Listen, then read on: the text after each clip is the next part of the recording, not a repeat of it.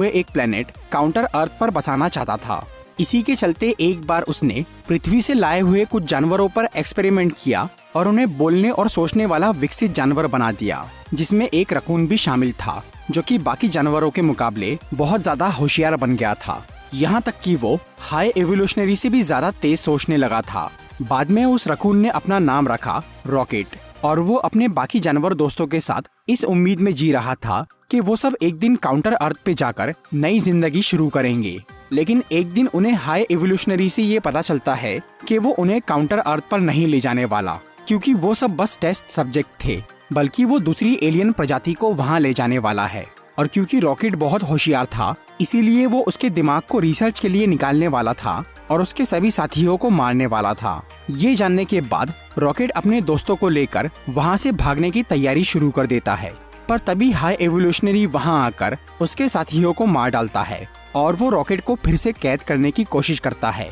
तब रॉकेट उस पर हमला करके उसका चेहरा बिगाड़ देता है और वो एक स्पेसशिप लेकर वहाँ से भाग जाता है।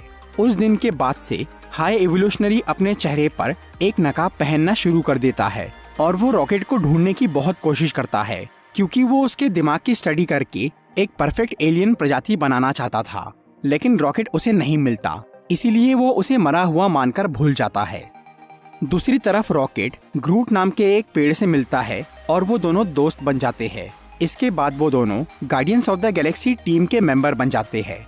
फिर कुछ टाइम बाद गार्डियंस की सॉवेरेन नाम की एक एलियन प्रजाति से दुश्मनी हो जाती है।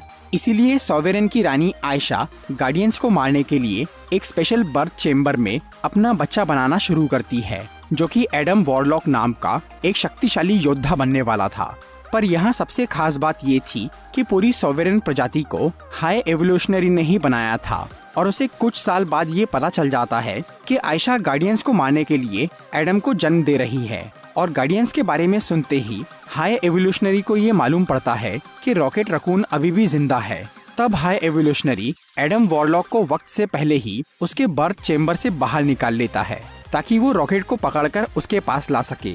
और वो आयशा को ये धमकी देता है कि अगर उन्होंने रॉकेट को नहीं पकड़ा तो वो सॉवेरेन के पूरे प्लेनेट को तबाह कर देगा। इसके बाद एडम रॉकेट की तलाश में निकल जाता है। उधर गार्डियंस और उनके सभी दोस्त नोवेयर प्लेनेट पर शिफ्ट हो गए थे और उन्होंने वहीं पर अपना हेडक्वार्टर बना लिया था। तभी अचानक एक दिन एडम वॉरलॉक वहां पहुंच जाता है और वो रॉकेट को पकड़ने की कोशिश करता है। तब पीटर क्विल, ड्रैक्स, नेबुला और ग्रूट उससे लड़ना शुरू करते हैं, लेकिन वो उन सब पे भारी पड़ता है और फिर वो रॉकेट पर हमला करके उसे बुरी तरह घायल कर देता है। पर आखिर में नेबुला एडम पे वार करके उसे हरा देती है। इसके बावजूद भी वो बच के वहाँ से भाग जाता है।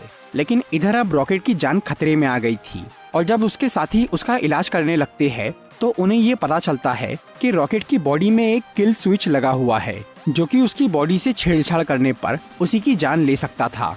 वो किल स्विच असल में हाई एवोल्यूशनरी ने ही उसकी बॉडी में लगाया था, ताकि उसके अलावा कोई भी रॉकेट की बॉडी को खोल ना सके। उस किल स्विच को ऑफ किए बिना गार्डियंस उसका इलाज नहीं कर सकते थे। पर उन्हें ये पता चल गया था कि रॉकेट को ऑर्गो कॉर्प नाम की एक कंपनी ने बनाया है, जो कि हाई एवोल्यूशनरी की ही कंपनी थी। इसलिए गार्डियंस ऑर्गो कॉर्प में जाने का फैसला करते हैं, ताकि वहां से वो रॉकेट की फाइल निकाल के उसके किल स्विच को ऑफ कर सके। दूसरी तरफ हाई एवोल्यूशनरी ये अंदाजा लगा लेता है कि गार्डियंस अब रॉकेट को बचाने के लिए ऑर्गो कॉर्प में जाएंगे। इसलिए वो पहले ही अपनी कंपनी वालों को उनके आने की खबर कर देता है, ताकि वो उन्हें गिरफ्तार कर ले और फिर वो उनसे रॉकेट को छीन सके। उधर गार्डियंस ऑर्गो कॉर्प में जाने की तैयारी चालू करते हैं और इस काम के लिए नेबुला गमोरा से मदद मांगती है। पर ये वो गमोरा नहीं थी जो कि पहले गार्डियंस की टीम में थी और स्टार लॉर्ड से प्यार करती थी, बल्कि ये वो वाली गमोरा थी जो कि एवेंजर्स एंड गेम में सन 2014 से 2023 में आ गई थी और वो थैनोस के खिलाफ हो गई थी। फिर थैनोस के मरने के बाद वो रेवेजर्स की टीम में शामिल हो गई थी। ये गमोरा गार्डियंस के किसी भी मेंबर को नहीं जानती थी सिवाय नेबुला के, इसीलिए नेबुला उसे पैसे देकर अपनी मदद के लिए बुलाती है। और क्योंकि अब ये गमोरा रेवेजर्स के साथ रह रही थी, इसीलिए वो डकैती करने में माहिर हो गई थी और वो उनका ऑर्गो कॉर्प का मिशन आसानी से पूरा करवा सकती थी। फिर गमोरा की मदद से पीटर क्विल और उसके साथी ऑर्गो कॉर्प के अंदर घुस जाते हैं। वहाँ उस कंपनी के सोल्जर्स उन्हें पकड़ने की कोशिश करते हैं, लेकिन फिर भी वो किसी तरह वहाँ से रॉकेट की फाइल निकालने में कामयाब हो जाते हैं। पर जब वो उस फाइल को चेक करते हैं तो उसमें उन्हें वो किल स्विच ऑफ करने का कोड नहीं मिलता, क्योंकि हाई एवोल्यूशनरी ने उस कोड को अपने असिस्टेंट थील की मदद से उस फाइल में से हटवा लिया था, ताकि गार्डियंस उस कोड की तलाश में उसके पास पहुंच जाए। उधर गार्डियंस को ये पता चल जाता है कि वो कोड थील के पास है, इसीलिए वो उस कोड को हासिल करने के लिए हाई एवोल्यूशनरी के स्पेसशिप पर जाने का फैसला करते हैं, जो कि काउंटर अर्थ पर था।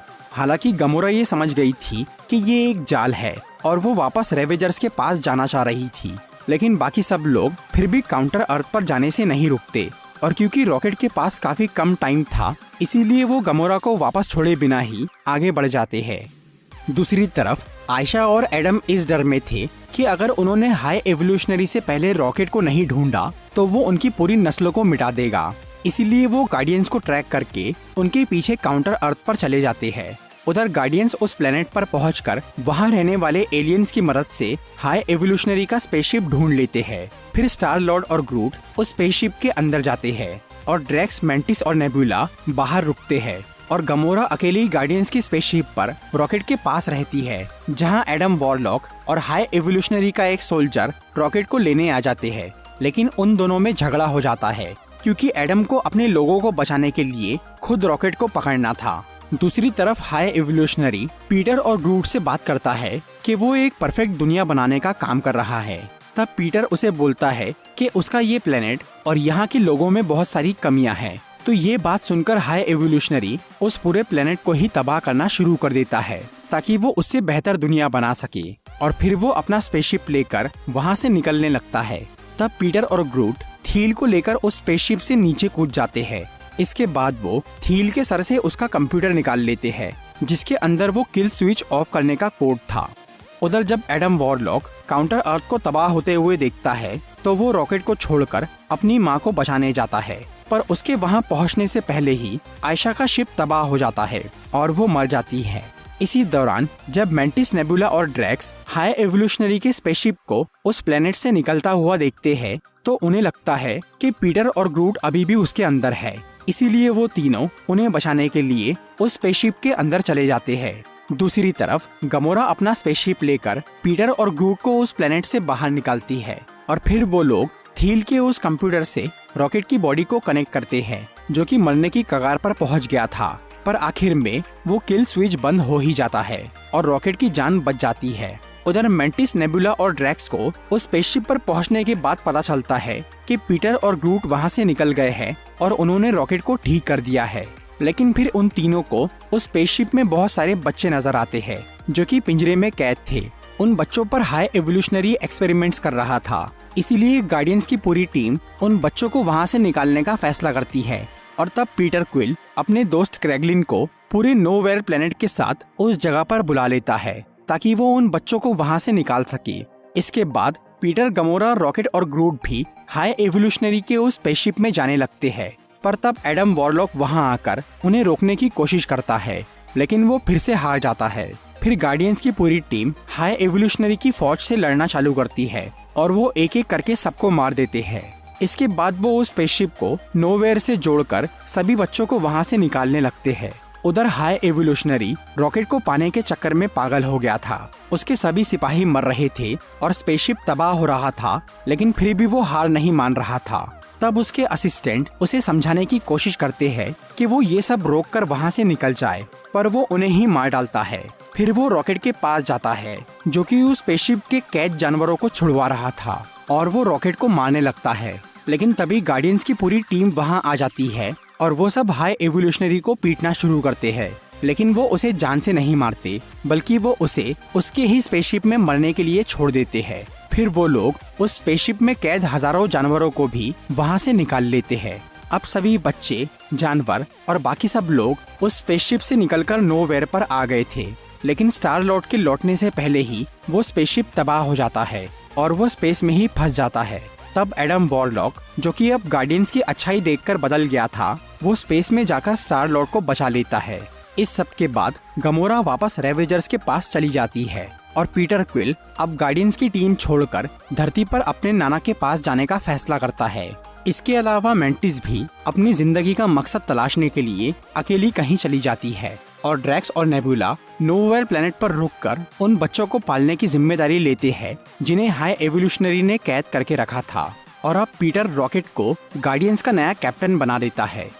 मूवी के मिड क्रेडिट सीन में हमें दिखता है कि रॉकेट और ग्रूट ने अपनी टीम में नए मेंबर्स को जमा कर लिया है, जिसमें एडम वॉरलॉक, क्रैगलिन, कॉस्मो डॉग और फाइला नाम की एक लड़की शामिल थी। और ये गार्डियंस की नई टीम किसी अनजान प्लेनेट पर जाकर